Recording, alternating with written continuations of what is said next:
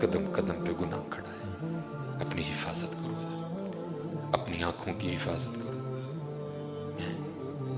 اپنے کانوں کی حفاظت کرو، اپنے دل کی حفاظت کرو، اپنی سوچوں کی حفاظت کرو، اپنی شرمگاہ کی حفاظت کرو. اور ہو جائے تو سچے دل سے معافی مانگ لینا. معافی میں دیر نہ کرنا، معافی مانگ لینا.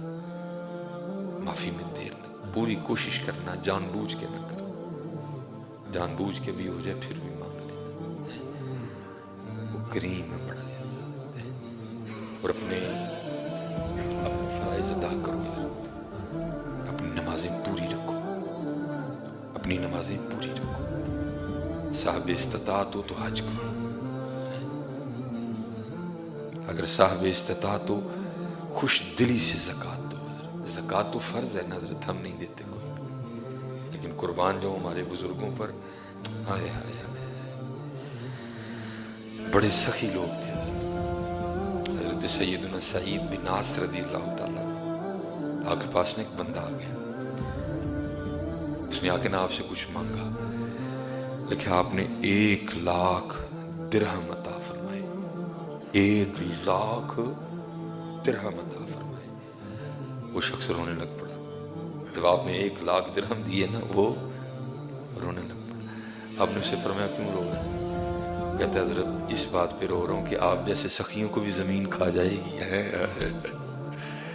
آپ نے فرمایا اس کو 1,00,000 اور دو. حضرت مولا مشکل کشا شیر خدا حیدر کرار تاجدار اللہ سیدنا علی المرتضی کرم اللہ تعالی وجہہ الکریم. اب ایک دن اپنے دروازے کے باہر بیٹھ کے رو رہے تھے. ایک چاہنے والا گزرا. اس نے عرض کی حضرت کیوں رو رہے ہیں؟ آپ نے فرمایا لگتا ہے اللہ علی سے خفا ہو گیا. عرض کرتا ہے نہیں حضرت اللہ علی سے خفا نہیں ہو سکتا. آپ نے فرمایا نہیں مجھے لگتا ہے کہ ہو گیا. عرض کرتا ہے حضرت کیسے لگتا ہے؟ فرمایا 7 دن گزر گئے علی کے گھر میں مہمان ہی کوئی نہیں آیا ہے. ہم زکوٰۃ دیتے ہوئے روتے ہیں حضرت. نہیں پتہ، خوش دلی سے زکوٰۃ دو. وہ کچھ نہیں رکھے گا تمہارا، کہیں گناہ عطا کرے گا تمہیں واپس. شیطان کے بہکاوے میں نہ آنا یہ ٹیکس ہے یہ کیا ہے. نہ، خوش دلی سے اپنا فرض ادا کرو. وہ بڑے سخت حضرت سیدنا طلحہ رضی اللہ تعالیٰ صحابی نبی علیہ السلام. حضرت طلحہ بڑے سخی تھے حضرت. اور یہ میری بات یاد رکھنا، نبی علیہ السلام نے فرمایا لا يدخل الجنت بخیل، کوئی بخیل جنت میں نہیں جائے گا. حدیث ہے نبی علیہ السلام لا يدخل الجنت بخیل، کوئی بخیل جنت میں نہیں جائے. کبھی بخیل نہ ہونا. میں دیکھ رہا ہوں حضرت جی جیسے جیسے اللہ ہمیں دیتا ہے کبھی بخیل نہ ہو. خوش دلی سے دینا، شکریہ پہ دینا. حضرت شکریہ پہ دینا. اس نے دے دیا. تیری کوئی کوالٹی نہیں جس کی وجہ سے تجھے دیا. تجھ میں کوئی ایسی خاص بات نہیں کہ تجھے دیا، بس اس کا فضل ہے اس نے دے دیا. شکریہ کرنا، اپنے ارد گرد والوں پہ، اپنے رشتہ داروں کا دھیان رکھنا، اپنے محلے داروں کا دھیان رکھنا. ایک بزرگ تھے حضرت سیدنا امام حسن رضی اللہ تعالیٰ عنہ کے لیے بھی میں نے کئی بار بیان کیا. یہ میں نے آج بزرگ وہ دوست مانگنے آ گئے، بہت زیادہ عطا فرمایا.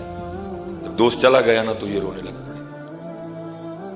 وہ بیوی کہتی ہے اگر تجھے پیسوں سے اتنا ہی پیار تھا تو دیے کیوں؟ اب دے کے رو رہا ہے. اس نے کہا میں اس بات پہ نہیں رو رہا کہ میں نے اپنے دوست کو اتنے زیادہ پیسے دے دیے، اس بات پہ رو رہا ہوں کہ میں کیسا دوست ہوں. میرا دوست اتنی دیر پریشان رہا اور مجھے پتہ ہی نہیں، یہاں تک کہ اس کو میرے پاس آنا پڑ گیا. شکر کرو.